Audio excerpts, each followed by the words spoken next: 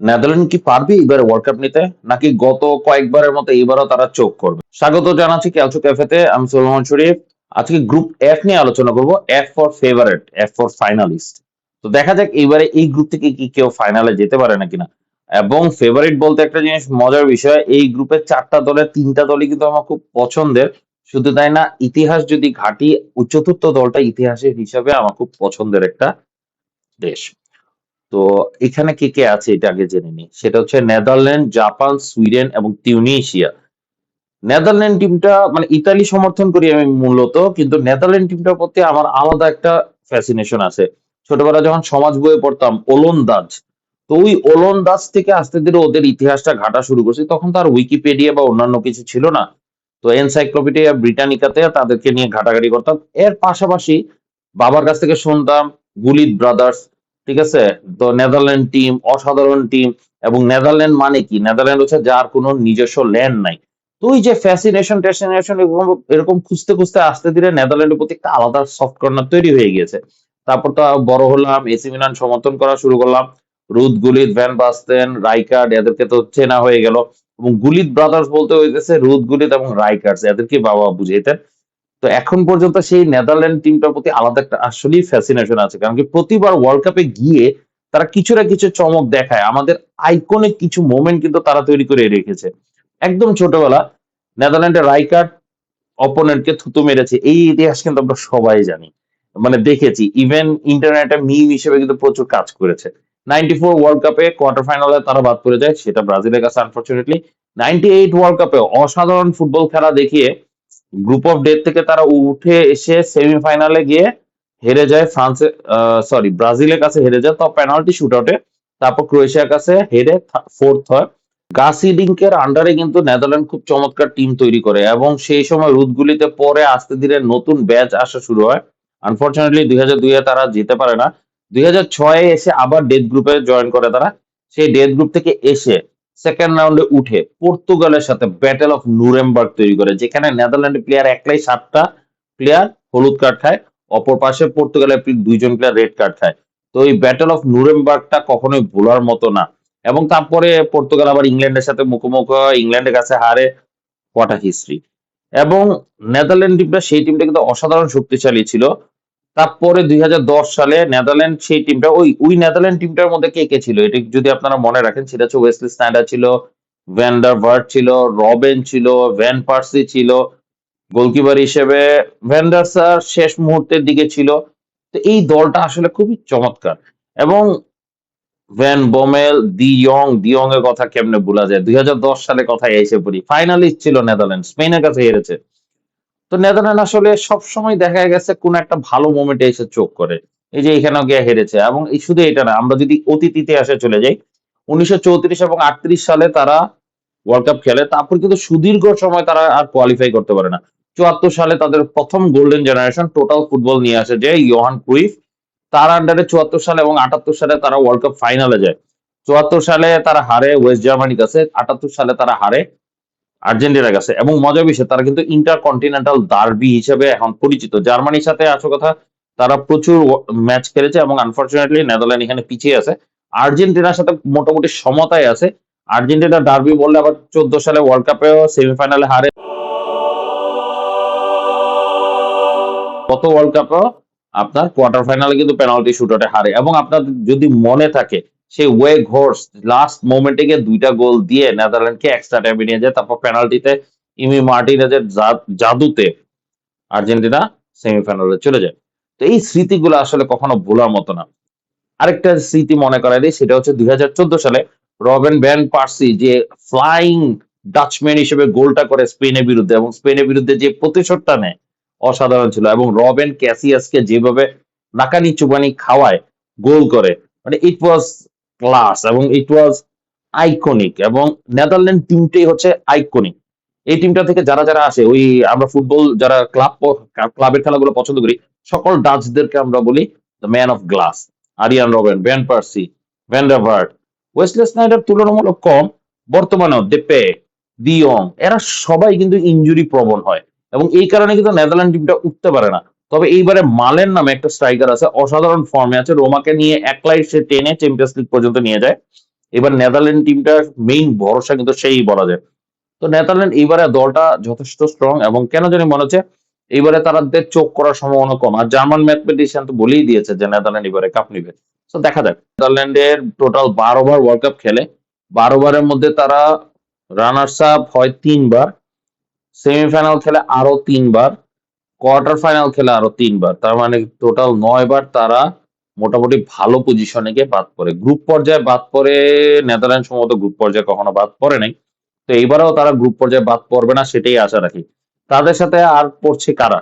Japan. Asia reason থেকে Japan আমার খুব প্রিয় একটা ক্লাব। আমি মানে প্রিয় একটা দেশ। জাপানের জার্সি কিন্তু আমার কেনা হয়েছে, গতবারেটাও কেনা হয়েছে, এইবারেটাও কেনা হয়েছে, আনফর্চুনেটলি পরা হয়নি। আর সাথে আছে সুইডেন। সুইডেনের ইতিহাস যদি কাউন্ট করে, সুইডেনের কিন্তু বিশাল বড় ইতিহাস আছে। আর আমি জলাতান ইব্রাহিমোভিচ ফ্যান। তার আগে ছিলাম হেনরিক লার্সেন ফ্যান। তার আগে এসি মিলানের লেজেন্ড গুলো যারা ছিল, লিয়েডহোম, তো এদেরকে তো সবাই আমরা ফলো করতামই। তো সুইডেন নিয়ে গল্প করার আগে আগে জাপান নিয়ে গল্প করি। তার আগে আমি যেটা করব, তাদের মধ্যে ইন্টারাকশন নিয়ে একটু গল্প করি। নেদারল্যান্ড এবং জাপান ওয়ার্ল্ড কাপে দেখা হয়েছিল একবার, সেটা 2010 সালে। সেখানে নেদারল্যান্ড জিতেছিল এবং সেই নেদারল্যান্ড, আরেকটা জিনিস বলতে বাকি রয়ে গেছে, নেদারল্যান্ড কিন্তু 2010 ওয়ার্ল্ড কাপে কিন্তু খুবই আন্ডাররেটেড কিন্তু খুবই কম্পিটিটিভ ম্যাচ খেলেছে। কোয়ালিফাইং রাউন্ডে তারা 7টা ম্যাচ জিতে কিন্তু থ্রু করে। গ্রুপ পর্যায়ে এসে 3টা ম্যাচ জিতে এবং মোটামুটি ফাইনাল পর্যন্ত কোনো ম্যাচ হারেও নাই, ড্র করে নাই, 100% উইনিং রেকর্ড নিয়ে ফাইনালে এক্সট্রা টাইমে গিয়ে তারা গোল খায়। সো ওইটাও কিন্তু আনবিটেন রেকর্ডেড কাউন্ট। সো সেই হিসাবে তারা কিন্তু ফাইনালে গিয়ে একমাত্র হারে। তো এই টাইপের চোকার তারা। তো এইবারে কি করে এটা একটা বিষয়। তো জাপান এবং নেদারল্যান্ডে এর আগে খেলা হয়েছিল একবার ওয়ার্ল্ড কাপে, ফ্রেন্ডলি আরো 2 বার হয়েছিল, প্রতিবারই নেদারল্যান্ড জিতেছে। তো সুইডেন এবং নেদারল্যান্ডের মধ্যে মোট খেলা হয়েছে 20 বার, ফ্রেন্ডলি এবং ওয়ার্ল্ড কাপ, ইউরো সবকিছু মিলে, কোয়ালিফায়ার এগুলো মিলে। এর মধ্যে আগায় আছে হচ্ছে নেদারল্যান্ড, 9 বার জিতেছে, সুইডেন জিতেছে 7 বার। ওয়ার্ল্ড কাপের মধ্যে তারা একবারই খেলা হয়েছিল, আনফর্চুনেটলি সেটা ড্রতে রূপান্তরিত হয়। এবং ইউরোতেও 2004 সালে তাদের খেলা হয়েছিল, সেটাও ড্রতে রূপান্তরিত হয়। এবং দুটোতেই পেনাল্টি শুটআউটে আসলে নেদারল্যান্ড থ্রু করে। ওয়ার্ল্ড কাপ কোয়ালিফিকেশনে নেদারল্যান্ড এবং সুইডেনের আবার দেখা হয়, কিন্তু তারা এক এক মানে একবার নেদারল্যান্ড জিতেছে, একবার সুইডেন জিতেছে, এভাবে করে চলে যায়। আর হচ্ছে তিউনিসিয়া নেদারল্যান্ডে কখনো কোনো ওয়ার্ল্ড কাপে দেখা হয় নাই, তারা অলওয়েজ ফ্রেন্ডলি খেলেছিল। আর এইগুলো বলে নি, সুইডেন তিউনিসিয়াও আসলে কখনো ওয়ার্ল্ড কাপে খেলা হয় নাই, জাপান সুইডেনেরও কখনো ওয়ার্ল্ড কাপে খেলা হয় নাই। তবে জাপান তিউনিসিয়ার একবার ওয়ার্ল্ড কাপে খেলা হয়েছিল, সেটা হচ্ছে 2002 সালে। প্রথম তিউনিসিয়া যে ওয়ার্ল্ড কাপটা খেলে সেখানে তাদের খেলা হয়েছিল এবং জাপান ওইখানে ম্যাচটা জিতেছিল। নেদারল্যান্ড, জাপান, সুইডেন এবং তিউনিসিয়ার মধ্যে থেকে আমার কাছে মনে হচ্ছে তিউনিসিয়া গ্রুপ পর্যায়ে বাদ পড়ে যাবে। নেদারল্যান্ড কেন যেন মনে হচ্ছে গ্রুপ রানার্স আপ হিসেবে উঠবে এবং সুইডেন গ্রুপ থার্ড হিসেবে যাবে। জাপান আমার কাছে মনে হচ্ছে গ্রুপ চ্যাম্পিয়ন হিসেবে যাবে। প্রথম খেলাটা নেদারল্যান্ড ভার্সেস জাপানের খেলা, সবার এক্সপেকটেশন থাকবে জাপান ম্যাচটা হেরে যাবে। আমার পার্সোনালি মনে হচ্ছে জাপান এই ম্যাচটা জিতবে। এবং নেদারল্যান্ডের নেক্সট ম্যাচ থাকবে সুইডেনের সাথে, সেখানে হাড্ডাহাড্ডি লড়াইয়ের মাধ্যমে নেদারল্যান্ড আবারও জিতে যাবে। এবং যেটা হবে লাস্ট ম্যাচ তিউনিসিয়ার সাথে, এটা ডু অর ডাই, মানে নেদারল্যান্ডকে জিততেই হবে, সেই হিসেবে তারা জিতবে। তো সুইডেনের সাথে ড্র হওয়ার সম্ভাবনাটাই বেশি। তো জাপানের কাছে পরাজয়, সুইডেনের কাছে ড্র এবং তিউনিসিয়ার কাছে জয়। তারা 4 পয়েন্ট নিয়ে থাকবে। আর অপর পাশে জাপান এখানে কেন জানি মনে হচ্ছে গ্রুপ চ্যাম্পিয়ন হিসেবেই চলে যাবে। নট অনলি দ্যাট, জাপান তিনোটা ম্যাচ জিতবে। সুইডেনের বিরুদ্ধে বড় ব্যবধানে জিতলেও তিউনিসিয়া নেদারল্যান্ডের বিরুদ্ধে দেখা যাবে হাড্ডাহাড্ডি লড়াইয়ে জেতার সম্ভাবনা আছে। লোকাল ফ্রেন্ডলি ম্যাচ হয়েছিল, কখনোই জাপান জিততে পারেনি। তবে ওয়ার্ল্ড কাপ স্টেজে এসে এই প্রথম, এবং জাপান টিমটা কিন্তু যথেষ্ট স্ট্রং। এবারে তারা একটা প্রতিশোধ নেওয়ার ব্যবস্থা ঠিকই করবে। আর সুইডেন ওয়ার্ল্ড কাপ কোয়ালিফিকেশনে খুব বাজে ফর্মে থাকলো, কেন জানি মনে হচ্ছে this is world cup. World cup আসলে হলুদ জার্সি গুলো কেমনে জানি জ্বলে উঠে। যেমন ব্রাজিল দেখেন, যতই খারাপ ফর্মে থাকুক না কেন, দেখবেন ওয়ার্ল্ড কাপে আসলে ঠিকই জ্বলে উঠবে। ইকুয়েডরের কথা ধরেন, তারাও কিন্তু ওয়ার্ল্ড কাপে ভালোই জ্বলে। কলম্বিয়ার কথা ধরেন, খুবই জ্বালাতন করতো। ইভেন ইউক্রেনের কথা ধরেন, তারাও আরেকটা হলুদ জার্সি। তারা প্রথমবার ওয়ার্ল্ড কাপ খেলতে এসেও কিন্তু কোয়ার্টার ফাইনালে গিয়ে ইভেনচুয়াল উইনার ইতালির কাছে কিন্তু কোয়ার্টার ফাইনালে বাদ করে। তো সুইডেন নিয়ে বললে কিছু ইতিহাস একটু টান দিই। সুইডেনের আমরা এখন ছোট টিম হিসেবে ভাবলেও সুইডেন কিন্তু ঐতিহাসিকভাবে কিন্তু ওয়ার্ল্ড কাপের জন্য বিগ শট। আমরা যদি 1930-তে তারা ওয়ার্ল্ড কাপ খেলে নাই, 34 এবং 38-এ তারা সেমিফাইনাল ছিল, 34-এ ফোর্থ হয়েছিল, 38-এ তারা থার্ড টিম হয়েছিল। তারপর 54-এ তারা কিছু করতে না পারলেও 58-এ কিন্তু তারা রানার্স আপ হয়েছিল, লাস্ট ম্যাচে ব্রাজিলের সাথে ছিল এবং ব্রাজিল ফার্স্ট ওয়ার্ল্ড কাপটা নেয়। তারপরে 2টা ওয়ার্ল্ড কাপ তারা কোয়ালিফাই করে নেয়। 70s-এ এসে তারা 3টা টানা ওয়ার্ল্ড কাপ খেলে, তখন 74-এ তারা কোয়ার্টার ফাইনাল পর্যন্ত যায়।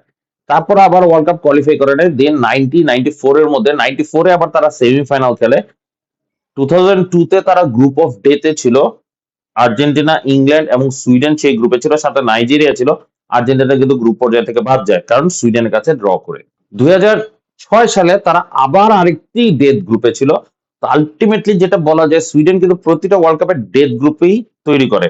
এবারও কিন্তু নেদারল্যান্ড, জাপান, সুইডেন কিন্তু কিছুটা বলা যায় ডেথ গ্রুপ, যদিও আমরা বাঙালিরা এটাই ধরবো ফ্রান্স, নরওয়ে এবং সেনেগাল ডেথ গ্রুপে। কিন্তু আমার পার্সোনাল অভিমত হচ্ছে আমার ফেভারিট তিনটা টিম এক গ্রুপে পড়ে যাওয়াতে এটাকে আমি ডেথ গ্রুপ হিসেবে ধরছি।